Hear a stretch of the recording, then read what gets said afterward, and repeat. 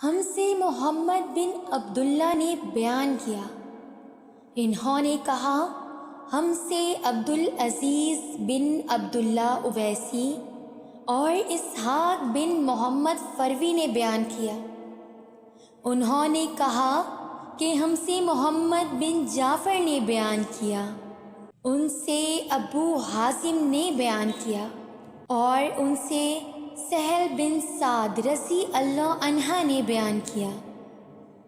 کہ قبا کے لوگوں نے آپس میں جھگڑا کیا اور نوبت یہاں تک پہنچی کہ ایک نے دوسرے پر پتھر پھینکے۔ حضرت صلی اللہ علیہ وسلم کو جب اس کی اطلاع دی گئی تو آپ نے فرمایا چلو ہم ان میں صلح کرائیں گے۔